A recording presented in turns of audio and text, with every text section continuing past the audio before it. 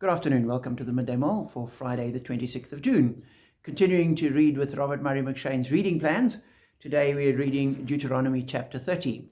In the previous chapters, God had warned the Israelites and said, if they turn away from him, if they stop listening to his laws, he will remove his blessing from them. Indeed, they will end up being cursed, which is what you are if you don't have God's blessing on you.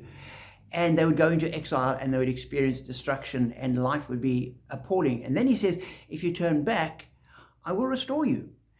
And in chapter 30, he's talking about turning back to him. In verse 8, he says, then the Lord your God will make you most prosperous in all the work of your hands and in the fruit of your womb and the young of your livestock and the crops of your land.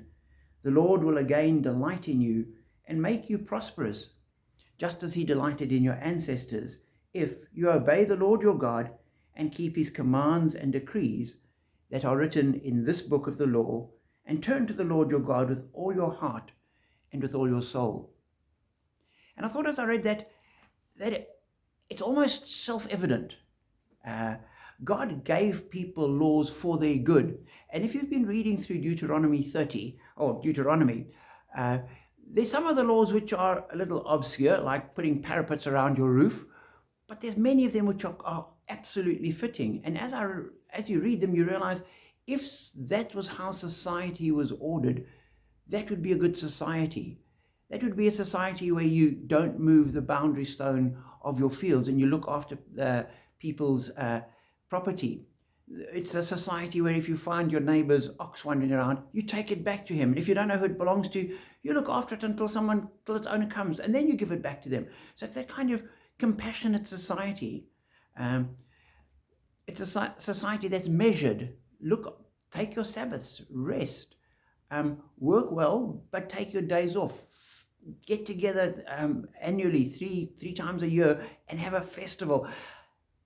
And if you live according to what God tells you to do, you will flourish.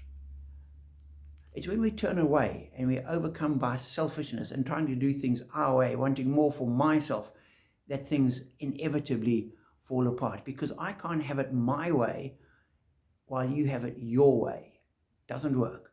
Whereas if we're both trying to do it God's way, everything falls into place. So it's an encouragement that people might sneer at the Bible, might look down on it and say it's old-fashioned and what does it know?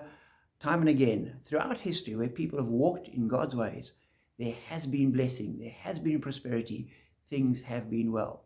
So I encourage you daily in your own life to just walk with God, knowing that this is our call and this is a route to his blessing.